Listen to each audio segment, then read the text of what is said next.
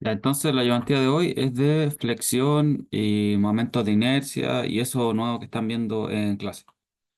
Ok, entonces aquí está el primer problema. Una viga que tiene dos cargas aquí, te dan las magnitudes de esas cargas y te dan la sección transversal de la viga. Lo que voy a hacer primero es calcular como todas las partes geométricas del ejercicio que se refiere a calcular el área, momento de inercia y ese tipo de cosas. Además, aquí te dan una carga distribuida. ¿Por qué? Porque te dan el gamma del acero, es decir, la densidad. Por lo tanto, te están diciendo que la viga esta tiene un peso propio, que vendría a ser una cosa así. Eh, a ver, dame un segundo. Vuelvo al tiro. No, ahora. Ya. Entonces, significa que aquí hay una carga distribuida que nosotros tenemos que considerar en el cálculo. Ya, entonces, partamos por lo básico, calcular el área. El área que sería de esta zona. El área de esta zona sería sumar ese pedacito de ahí con esas dos barras más ese pedacito de ahí. Entonces, esa área sería eh, 250 de largo, alto 22, y eso por 2 porque son dos, ¿cierto? Más esas barras de ahí. Esas barras de ahí tienen una altura de 700 menos 44, ¿sí? Menos 44, eso sería la altura. El ancho son 10 milímetros. Esto está todo en milímetros, por cierto. Y son dos barras, entonces por dos. Ya, el área total de esto serían 24.120 24.120 milímetros cuadrados. Ya, listo. Ahora, esta carga distribuida, si ustedes recuerdan, tiene un omega o también puede llamarse un Q asociado. Las unidades de ese Q o de ese omega va a estar voy a colocarlo de manera general, en fuerza dividido en distancia. Es decir, cuánto peso hay por cada unidad de distancia en la viga. Las unidades que nosotros vamos a usar hoy día van a ser, en particular, eh, bueno, pongámosle newton metro. Es decir, cuánto peso hay por cada metro de viga. Eso es lo que representa esta carga distribuida de aquí. Ya. Entonces, quiero calcular cuánto vale eso. Lo que sí yo no tengo, esto particularmente tengo la densidad. Entonces, lo que puedo hacer es que el Q o el omega, depende de cómo lo quieran llamar, se puede calcular como ese gamma por el área y en este caso habría que multiplicarlo por la gravedad porque esto está en gramos, entonces pasarlo, para pasar una unidad de masa a una unidad de peso hay que multiplicar por gravedad. ¿Ya? Entonces aquí el gamma eh, serían 7,85. Ya aquí lo voy a multiplicar por 10 al cubo como un factor de conversión para que esto me quede en kilogramos dividido en metro cúbico. Ya aquí te va a quedar bueno, el G, 9,81, y el área serían los 24.120, pero por un factor de conversión para que te quede en metros cuadrados, que aquí serían, eh, creo que es por 10 a la menos 6. Esto debería ser 0,02412.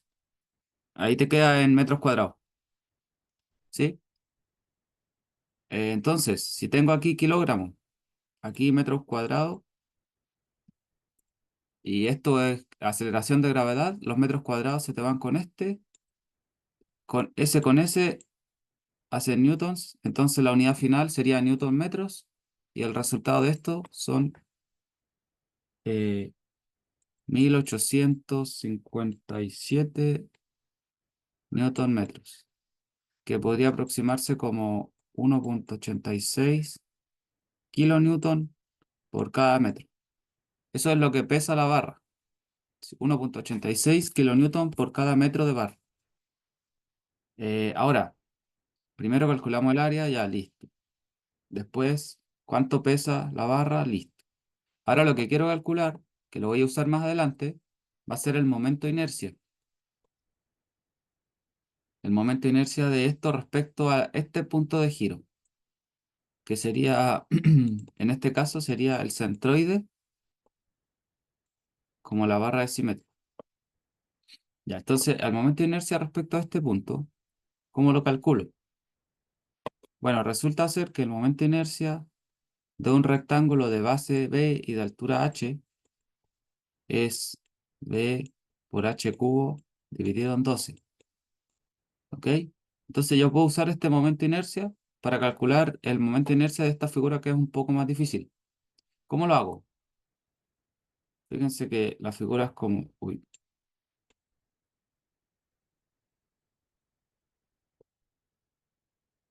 es como así. Ya, pero yo puedo considerar que en realidad la figura se compone de un rectángulo grande, que sería ese, al cual yo le resto estos pedacitos, miren. Entonces, podría calcular el momento de inercia de esa manera. Por lo tanto, el momento de inercia va a ser igual al momento de inercia del rectángulo grande, que en este caso serían base, que la base son 250, entonces 250, por altura, que en este caso son 700, al cubo dividido en 12. Ese es el momento de inercia total de esto. Y ahora le resto esos pedacitos. Eh, no tengo que restarle estos pedacitos por separado. Yo le puedo restar la suma de los tres. Entonces sería 250, ya, 250 menos 250, recuerdo que esta distancia de acá, pero yo le quiero restar estas dos, ¿sí? Que sería lo mismo que sumar el largo de las tres partes rojas. Entonces serían 250 menos 20. Eso sería eh, el ancho del total de los segmentos rojos. Ahora la altura, recuerden que estoy aplicando esta fórmula, la altura sería esto, ¿no? Y esa altura de ahí serían 700 menos 44. Y esto al cubo. Y esto dividido en 12. Entonces al final calculé el momento de inercia total, le resté el momento de inercia de la suma de esos tres pedacitos y eso me va a dar el momento de inercia de la sección que estoy buscando. Y en este caso les va a dar 1,74 por 10 a la 9 milímetros a la cuarta. Ya. Ahora, ya, esto es como la parte preliminar, un poco tedioso, pero que lo vamos a usar después. Ahora, lo siguiente que hay que hacer es determinar las reacciones en A y en B. ¿Sí? Entonces, a ver, voy a borrar o no. Lo voy a dibujar de nuevo aquí abajo. Entonces, la viga, el diagrama de cuerpo libre de la viga, en este caso sería una fuerza en A, una fuerza aquí en B, que yo no conozco. Después vienen las cargas F1 y F2.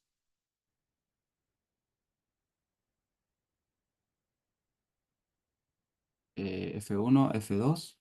Están a 3, 4 y 5 metros. Y bueno, viene la carga distribuida.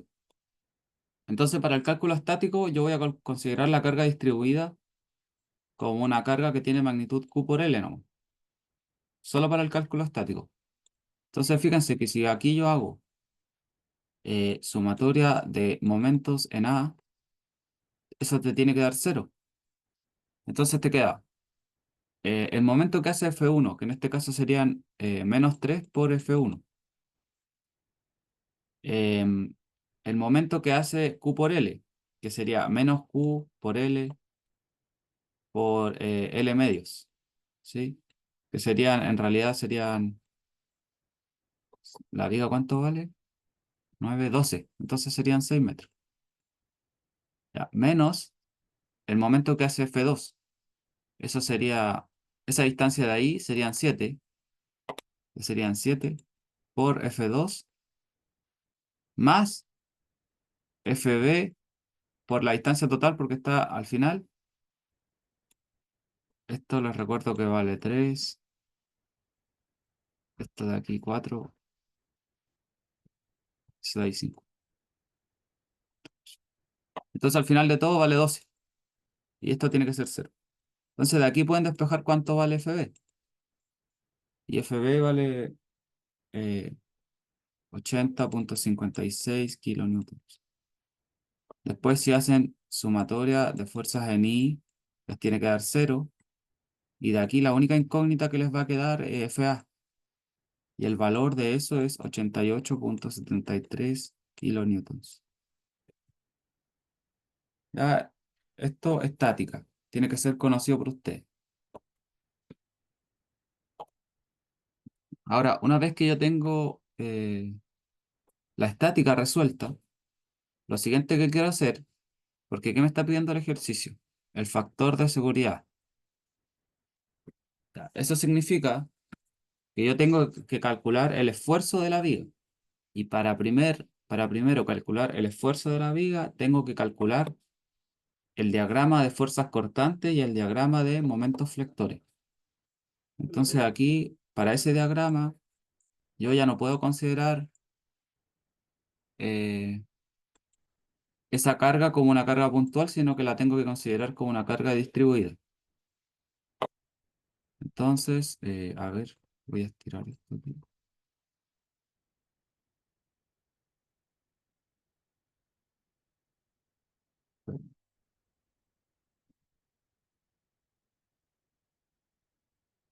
Ya,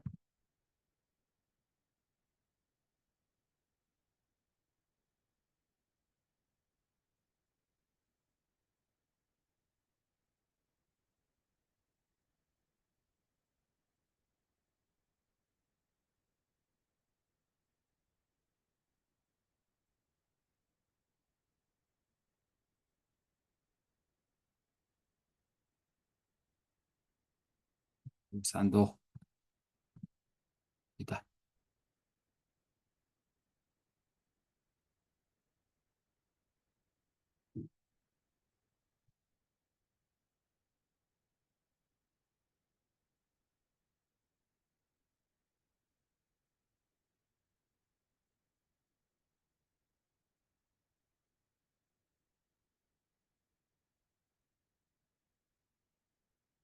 Ya, esta parte no es tan necesaria, pero me refiero a hacer estas líneas, pero igual es útil para mantener el orden, para que vaya manteniendo la idea. Entonces, aquí este, bueno, es un eje coordenado,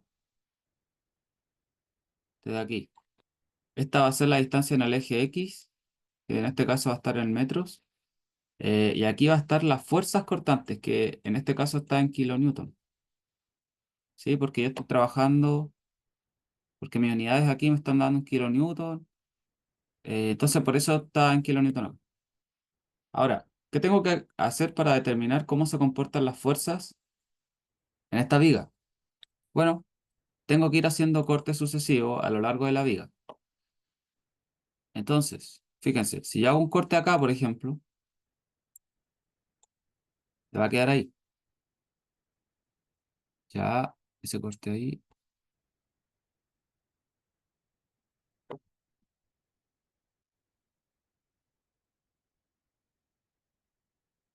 Espérenme.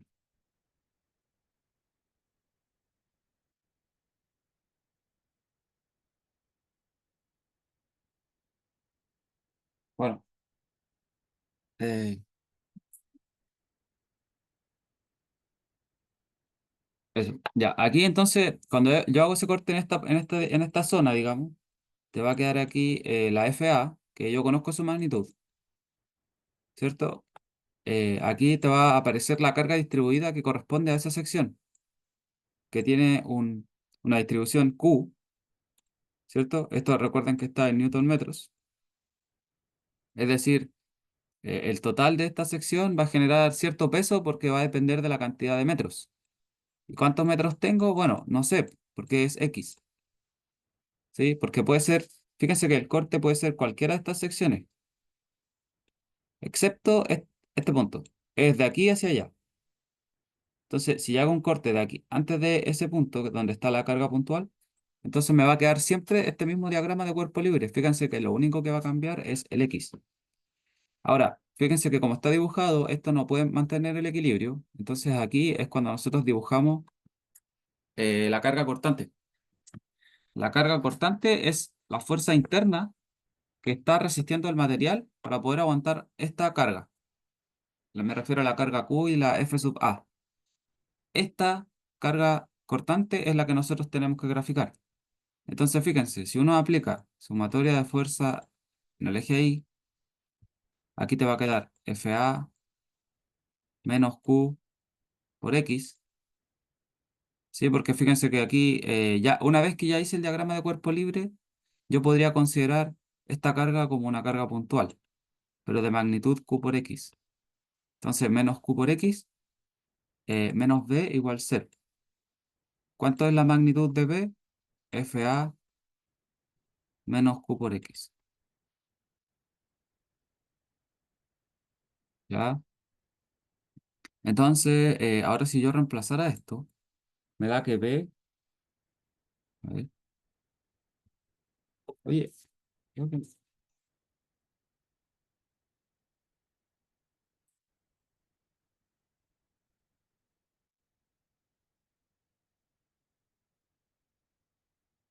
pero eso está raro esto.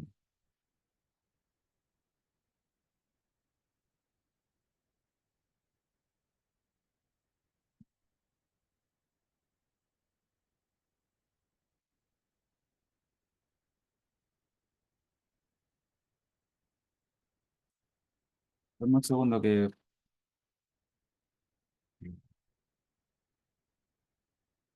para tener los resultados a mano, acá está, ¿no? École, ya ahí está. Entonces, eh, FA, ¿cuánto valía? 88,74, ¿cierto? Q por X, ¿cuánto vale Q? ¿Dónde está? ¿Dónde está? Aquí está. 1,86. Entonces aquí te queda menos 1,86x. Entonces, si se fijan, esto al final es una función. Y esa es la función que uno grafica aquí. Eh, ya miren, ahora hay una cosita aquí. Hay un detalle.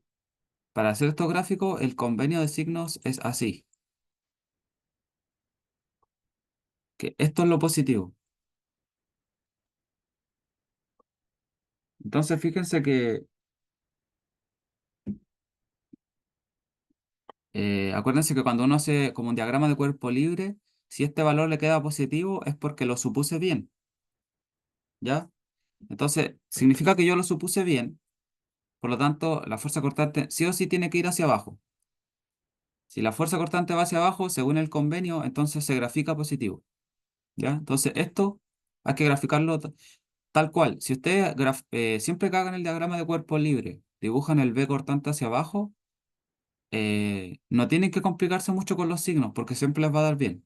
Por ejemplo, aquí lo dibujé hacia abajo, entonces la función me dio de esta forma, entonces la dibujo así tal cual. Es decir, parto en FA, que en este caso serían 88,7, pongámosle. Y ahora, como es una recta, voy disminuyendo aquí linealmente hasta ese punto. ¿Ya? Entonces, ya tengo mi diagrama de fuerza cortante en el primer segmento. ¿Cómo sé cuánto vale ese valor de ahí? Bueno, solamente si a esto lo llamamos B1, hay que evaluar B1 en ese intervalo. Es decir, lo evalúo al final del intervalo. Y eso me va a dar 88,74 menos 1,86 por 3. El valor de eso es 34,15. No, no, mentira. 83,15. Era muy bajo. Entonces, ese valor de ahí sería 83,15. Ya, ahora, una vez que yo llego a la carga puntual, tengo que hacer un nuevo diagrama de cuerpo libre porque la carga puntual va a cambiarlo todo. Fíjense, aquí FA. La carga puntual, ¿dónde viene? Aquí. Esto sería F1. Fíjense que la carga distribuida que estaba en esta sección yo ya la consideré. Entonces aquí la puedo considerar como una carga puntual. Ahora, la carga distribuida que sigue es así, en este caso va a depender de X. Fíjense que ahora X viene así.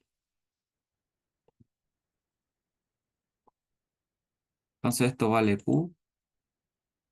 Y la carga cortante, que es la que va a contrarrestar todas estas cargas, finalmente viene ahí. Y esta es la que, les recuerdo, tengo que graficar. Entonces, fíjense que ahora ya estoy haciendo el diagrama de cuerpo libre de este segmento. O más que eso, estoy tratando de averiguar cómo se comporta la fuerza cortante a lo largo de este segmento.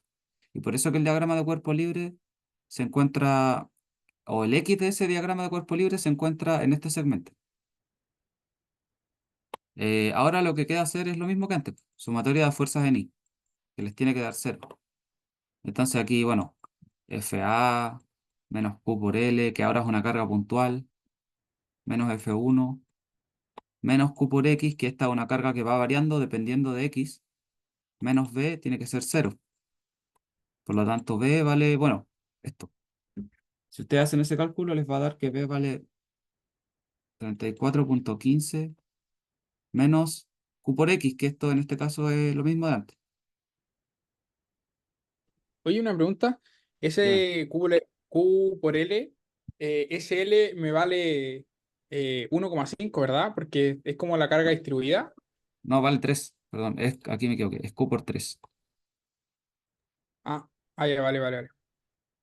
Es el segmento que yo ya había considerado antes. Es la carga distribuida que estaba aquí,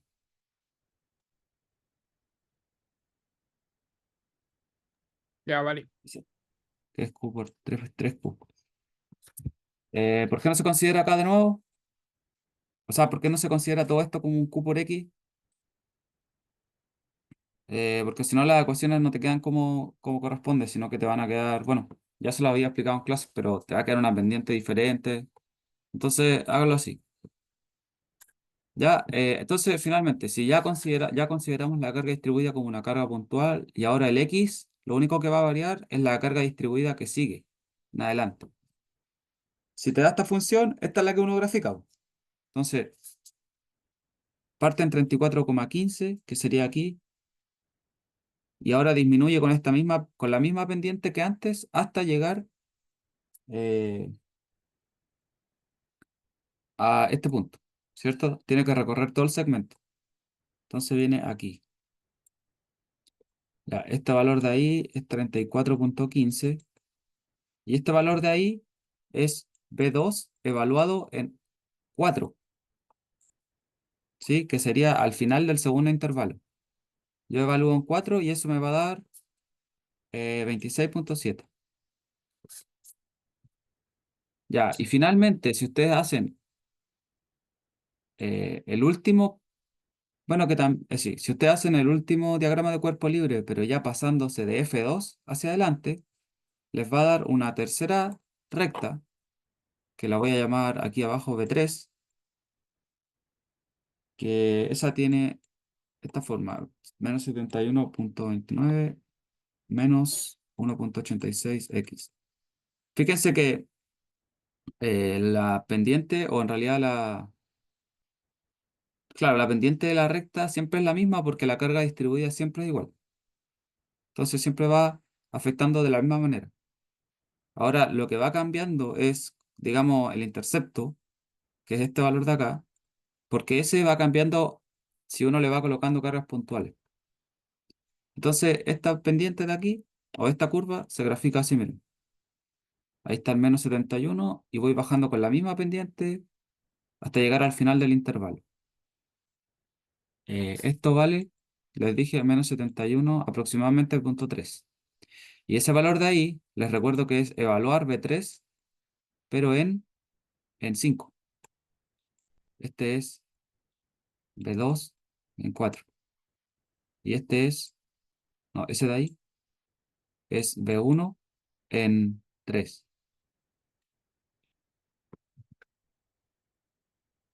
¿Ya?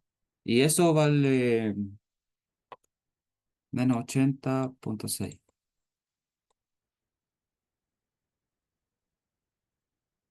Y ahí está el diagrama de fuerzas cortantes.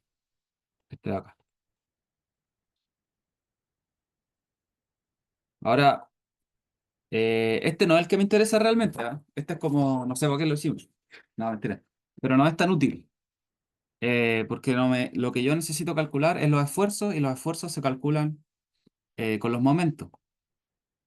Pero este me va a servir para calcular el que sigue. Ahora miren, existe la opción de que ustedes determinen los momentos que se van generando a lo largo de la viga, si en lugar de hacer sumatoria de fuerzas en el eje Y, hacen sumatoria de momentos respecto al punto A, digamos, que si este es el punto A. Eso les tiene que dar cero. Entonces fíjense que acá les va a aparecer un momento, que es el que contrarresta el momento de todas estas cargas, y eso, la función que les aparezca aquí, es la que ustedes tienen que graficar en el diagrama de fuerzas de, de momentos flectores. Uy, ya, pero hacer eso es tedioso y largo.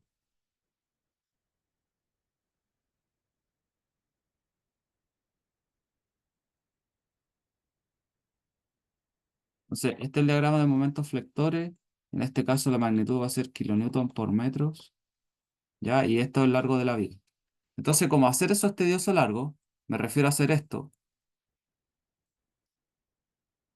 Lo que vamos a hacer es que ya que tenemos las funciones de fuerzas cortantes, lo que vamos a hacer es aplicar un teorema que dice que la función de momento va a ser igual a la integral de la función de fuerzas cortantes en X. Entonces, la buena noticia es que siempre son polinomios, entonces es súper simple. Por ejemplo, M1 va a ser la integral de B1, ¿cierto? ¿Cuánto vale B1? 88,7 menos 1,86x. La integral de eso sería 88,74x menos 1,86x cuadrado medios más una constante. Esa constante va a depender del problema porque pasa que si en el problema, y ojo con esto porque les puede salir, si en el problema aquí les colocan un momento libre, digamos de magnitud m, entonces esta constante vale m. Ahora, en este caso, ese momento vale cero, porque no hay. Entonces, esa constante, esta primera constante, la del primer intervalo, vale cero. Y entonces aquí tienen completamente definida la función m1. Fíjense que esto es una parábola. eh,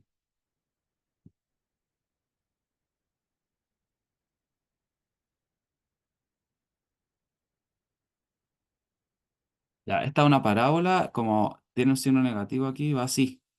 Entonces, viene aquí. La voy a dibujar en rojo. Ahí. Ahora, al principio el intervalo vale cero, porque fíjense, si yo evalúo en x igual cero, me da cero. Ahora quiero saber cuánto vale ahí. Sí, necesito saberlo. Entonces, ¿cómo determino eso? Bueno, evalúo M1 en el fin del intervalo, que en este caso el intervalo termina en 3. Entonces, M1 en 3. Eso les va a dar 257,85.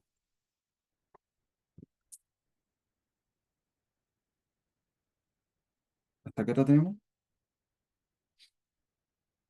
11:05, 12:15. Hoy, como pasa la hora. Ya. Entonces, ese intervalo, ese punto de ahí, al final, vale. 257,8 pongamos.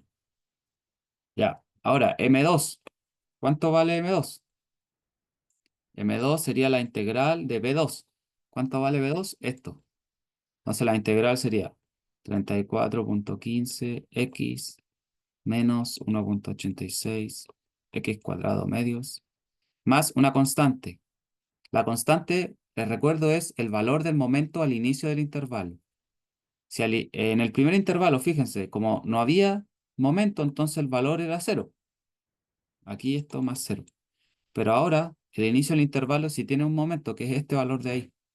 Entonces, esa constante serían 257,885.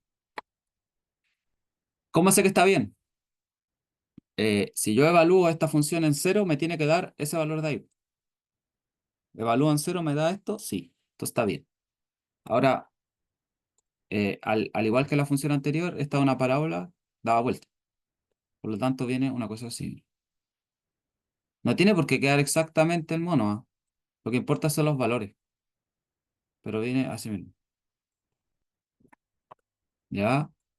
Ese valor de ahí yo no lo conozco, pero lo puedo conocer rápidamente evaluando M2 al final del intervalo. El inicio del intervalo está aquí y termino en 4.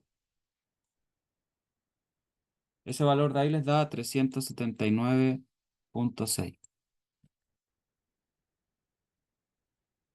Entonces ese valor de ahí vale 379,6. Por último, M3 sería la integral de eso, es decir, menos 71,3 x menos 1,86 x cuadrado medios más eh, el valor al inicio del intervalo, que en este caso serían 379,6. ¿Cómo sé que está bien? Si evalúo esto en cero, me da esto. Está bien. Ahora,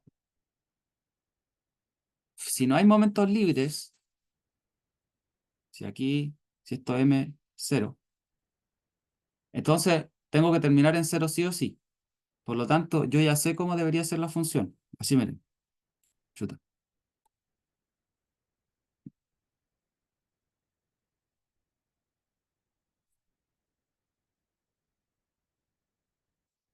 Ahora, a veces lo que conviene es, bueno, ahí está el diagrama de momentos flectores, ¿ah?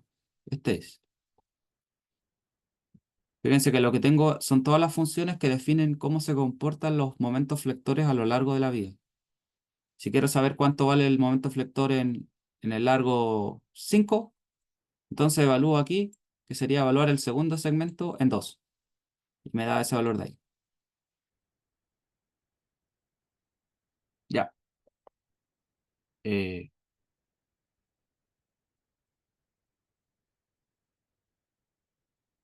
Hay unos trucos, pero quizás se los paso la otra semana. Lo que quiero que cachen es que una manera de evaluar si te dio bien, como para estar seguro, es que hay que evaluar M3 al final del intervalo y te tiene que dar aproximadamente cero. Entonces, ¿cuánto vale el intervalo? 5. Si evalúo esto en 5, esto efectivamente les va a dar casi cero. Eso significa que está bien. Si ustedes evalúan el final del intervalo y les da, no sé, en este caso, considerando las magnitudes del problema, les da 100, entonces está malo. Está malo. Tienen que hacerlo de nuevo porque se equivocaron en algo. Por ejemplo, les daría como así. No, está mal. Eh, a menos que haya un momento libre, pero este no es el caso.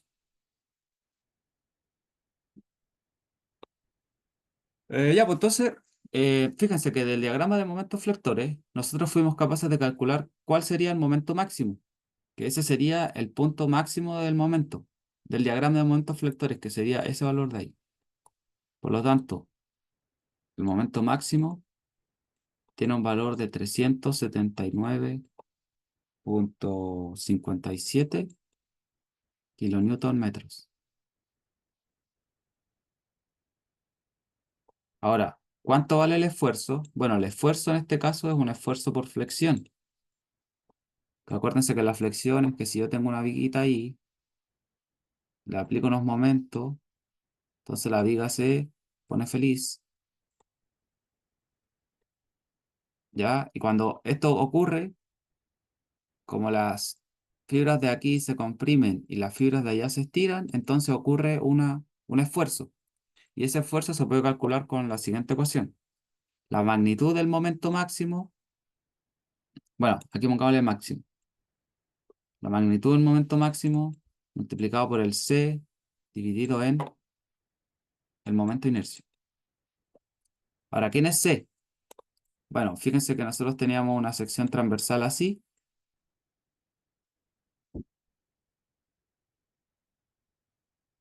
El c es la distancia desde el centroide hasta el punto más alejado de la viga, que en este caso es el mismo todo el rato.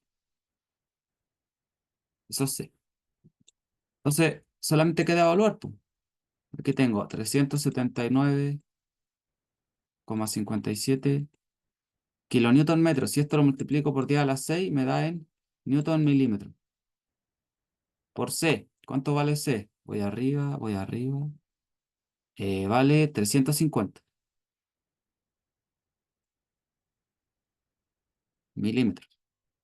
Y el momento de inercia, que ya lo había calculado, por aquí está, vale 1,74 por 10 a la 9 milímetros a la cuarta. Entonces, 1,74 por 10 a la 9 milímetros a la cuarta. Fíjense que aquí se te van esos, se te van esos, te queda aquí al cuadrado. Y Newton dividido en milímetros cuadrados es megapascales. Entonces, si ustedes hacen este cálculo, les va a dar 76,35 megapascales. Cachín. Ahora, el factor de seguridad sería simplemente dividir el esfuerzo de afluencia, o también te pueden decir el esfuerzo máximo dividido en el esfuerzo real, que es este que calculamos. Vamos a ponerle el de flexión. Entonces, en este caso, el esfuerzo de fluencia te dicen que vale 270 megapascales. Lo divido en 76,35 y eso me da 3,5. Bien. Es decir, la viga aguanta.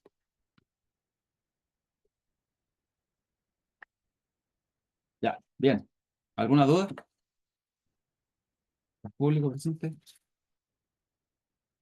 Creo que estoy solo todavía. A ver. Ah, no. Sobre esto no tengo dudas, pero esta es la última ayudantía. ¿Por qué? ¿Cuándo es el certamen? El próximo jueves para un Ah, paralelo y entonces, creo que el miércoles para el otro. el próximo jueves. Entonces sí, porque de ayudantía después del último certamen, no sé si. Ya, entonces saquemos el trote a esto. Ya, entonces hagamos el ejercicio 2 que me tengo que ir a la U ahora, pero llego tarde.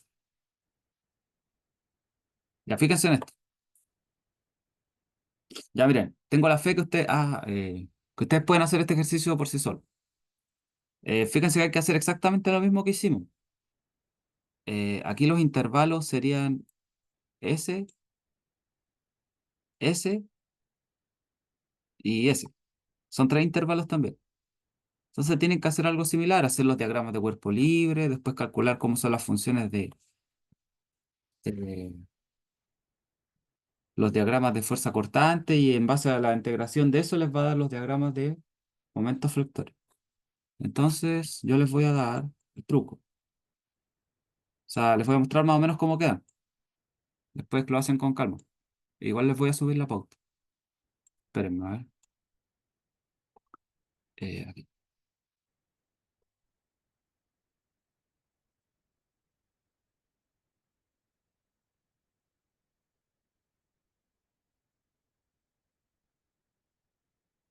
Ya.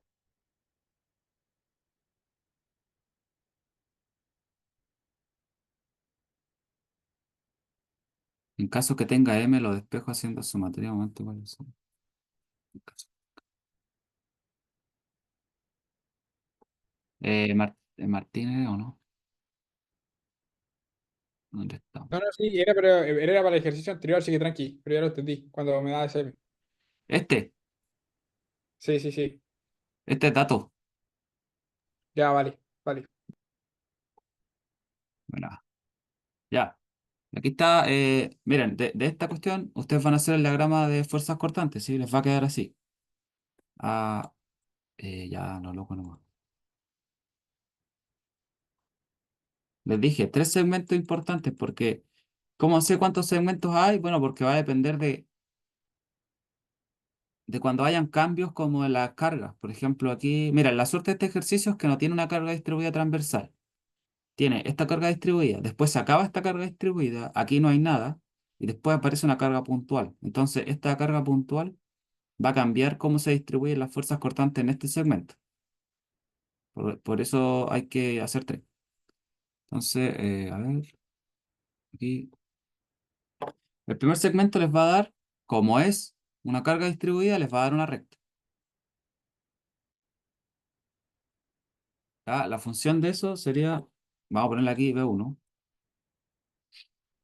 menos 30 x más 72. Ya, el segundo segmento va a ser, porque una vez que ya me paso de la carga distribuida, yo puedo considerar la carga distribuida, al igual que en el ejercicio anterior, como una carga puntual, que vale Q por 2.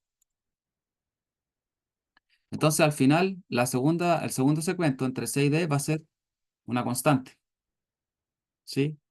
Que va a tener de magnitud 12. Aquí partimos en 72.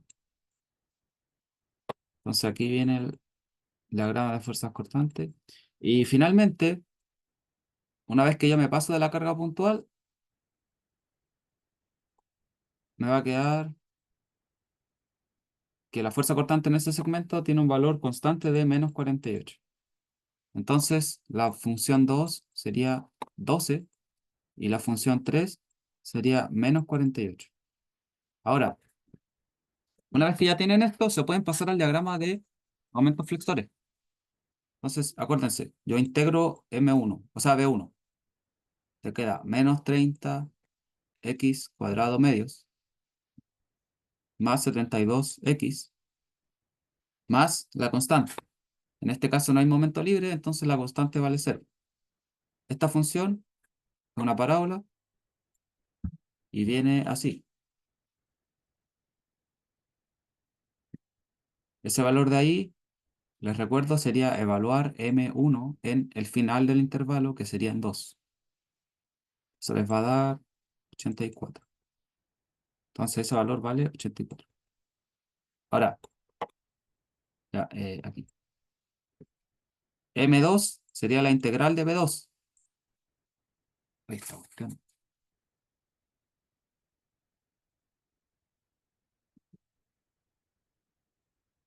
Ahí.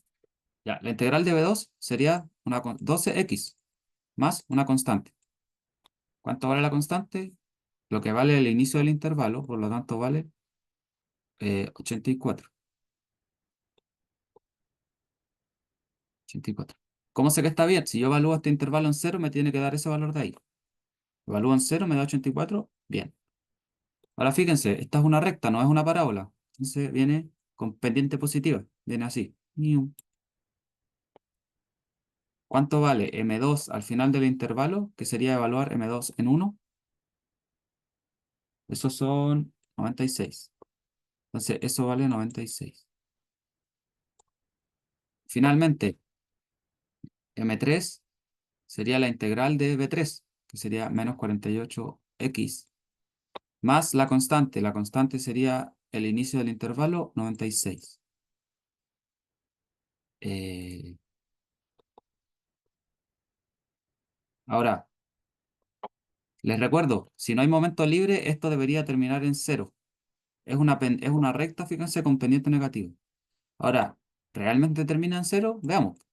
Evalúo al final del intervalo. ¿Cuánto vale el intervalo? 2 metros. Entonces evalúo en 2. Entonces, menos 48 por 2 más 96. ¿Es cero? Yes, es cero. Entonces, el ejercicio está bien. Pueden tener confianza que este diagrama de momentos flectores está bien. Entonces, finalmente, el momento máximo en la viga ocurre en el punto D, que sería justo en la carga puntual, que eso es súper común, y tiene una magnitud de 96. Esto está en kilonewton metro.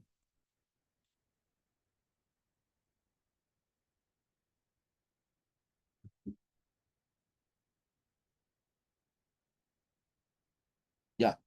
Ahora se preguntarán por qué me aceleré tanto con la cosa. Bueno, porque según algunos ejercicios que vi de certámenes pasados, a veces el momento de inercia no te dan una sección, bueno, no te van a dar una sección simétrica, como en el caso anterior, donde es fácil sacar el momento de inercia. Te da una sección asimétrica. Entonces aquí se complica un poco la cosa, porque de partida, eh, fíjense, miren,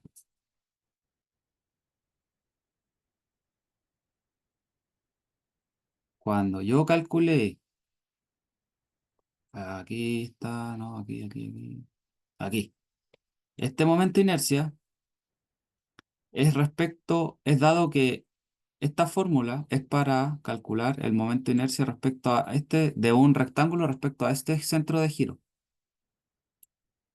¿sí? Entonces aquí se daba justo la coincidencia que este rectángulo de acá, si yo le calculaba esta fórmula, coincidía con el centroide de la viga, porque la cosa es simétrica. Pero aquí no, aquí el centroide no. Bueno, de partida que no es simétrico, el centroide va a estar por acá. Entonces, yo no puedo hacer eso que hice antes de tomar esto y calcular el centroide de la viga de la sección entera y luego restar esto, ¿sí? No puedo hacer eso. Eso solo se hace si es simétrico. Entonces hay que hacer otra misión. Y la primera misión para poder calcular el momento de inercia real de esto es calcular el centroide de esta figura. Entonces ahí, no sé, vas a tener que recordar viejos tiempos donde les pasaron por ahí alguna fórmula que te dice que el centroide de una figura compleja va a ser igual a la sumatoria de las áreas chiquititas de la figura por la distancia de los centroides chiquititos dividido en el área total. Ya, se ve feo, pero es fácil. Fíjense, esta figura la puedo dividir en dos rectángulos, miren, en esa y en esa. Entonces, eh, vamos a seguir la fórmula. El centroide que estoy buscando va a ser igual a la sumatoria de las áreas chiquititas por los centroides chiquititos. Entonces, las áreas chiquititas serían esta y esta. El área de esta, ¿cuánto vale? 20 por 90. Ahora, ese centroide chiquitito sería la distancia que hay desde, como estoy calculando el centroide en el eje Y, sería la distancia ahí, al eje Y. ¿Y dónde se encuentra el centroide de esta figura? Justo al medio. Entonces, el centroide chiquitito sería esa distancia. Si esta es la figura 1 y la figura 2. Esa distancia vale 20 más 10, serían 50.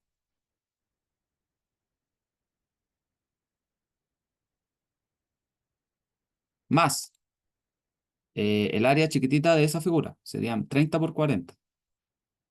30 por 40 por la distancia que hay desde un punto de referencia, que en este caso elijan el de abajo, a su centroide. El centroide de esta figura, de esta de acá, que es un rectángulo, está al medio. Por lo tanto, serían 20. Y esto lo divido en el área total. Sería 20 por 90 más, que sería este, más ese. Serían 40 por 30. Si ustedes calculan esto, les da que el centroide se encuentra a 38 milímetros. Es decir, esta distancia de aquí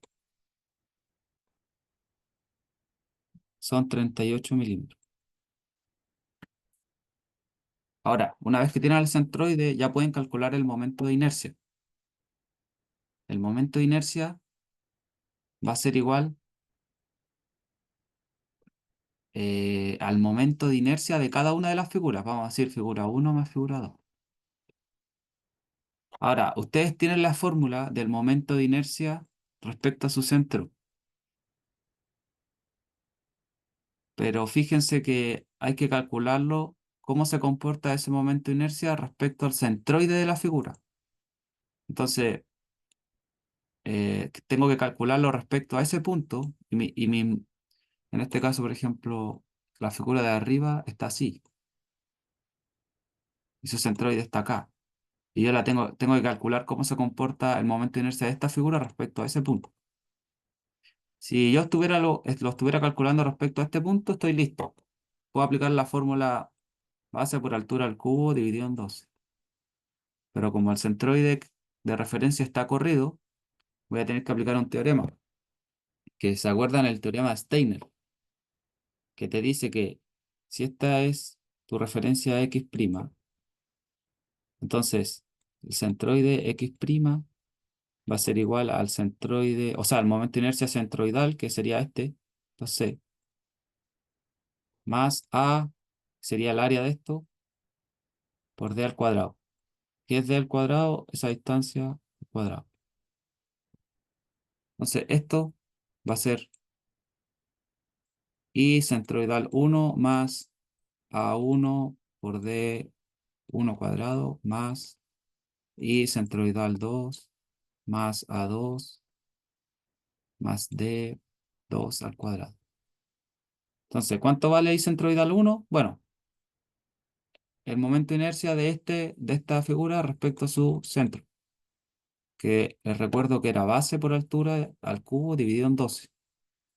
La base vale 90. La altura vale 20 al cubo dividido en 12. Más, el área de esto vale 90 por 20. Y la distancia esta sería la distancia que hay desde ese centro a mi centroide que yo calculé. Desde el centroide de mi figura al centroide que yo calculé de todas las figuras. Entonces serían, si aquí hay 10, aquí serían 12 al cuadrado. Ahora más, el I centroidal de la figura 2, que sería esta. El I centroidal sería base por altura al cubo. 30 por 40 al cubo dividido en 12. Más el área de la figura, que es 30 por 40, multiplicado por la distancia que hay desde el centroide de mi subfigura al centroide de la figura total. Ya esa distancia. Y esa distancia sería 18 al cuadrado. ¿Ya? Igual no es tan complicado. Eso es como mecánico. Ahora, el resultado final de esto les da 868 por 10 a la cuarta, no, perdón, al cubo, milímetros a la cuarta. Entonces, ahora que yo calculé el momento máximo y tengo el momento de inercia de esta figura que es asimétrica, puedo calcular cuánto vale el esfuerzo por flexión, que sería, les recuerdo, mc partido en I. Ahora, ¿quién era C? Fíjense, el C es la distancia desde el centroide hasta el punto más alejado, que en este caso el punto más alejado no es este, porque acá me quedó dibujado ahí nomás, como así.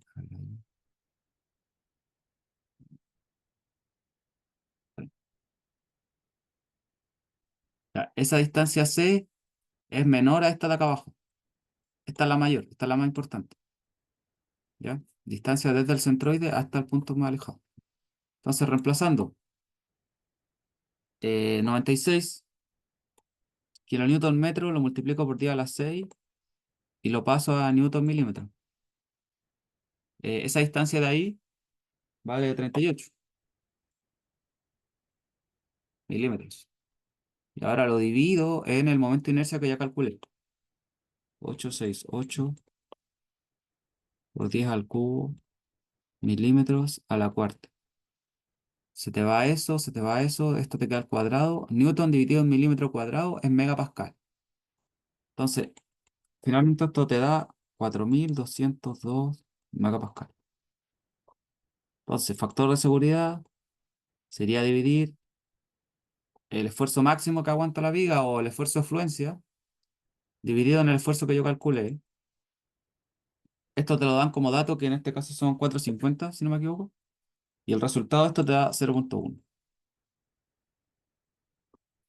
Ya, entonces, ojito aquí, con lo último. Así que pónganos. Este resultado no es común.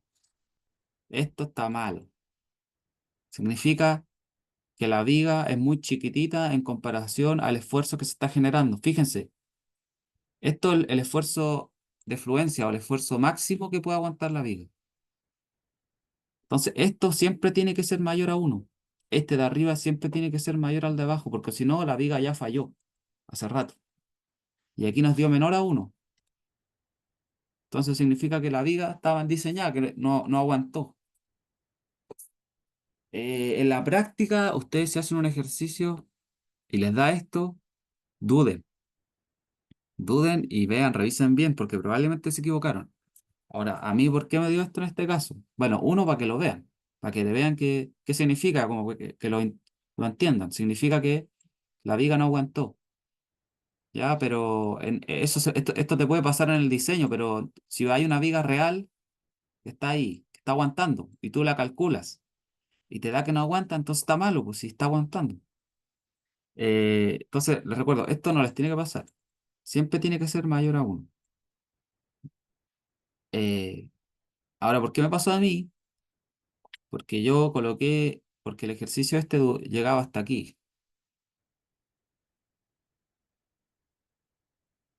hasta aquí. Entonces yo le coloqué esta viga aquí para que hagamos el cálculo, pero fíjense que era muy chiquitita, po. Era muy chiquitita en comparación a las cargas. Aquí las cargas eran de 30 kilonewton, 60 kilonewton. Entonces por eso no aguantó. Pero para fines académicos funciona. Ya, eso sería por hoy. Voy a cortar el video.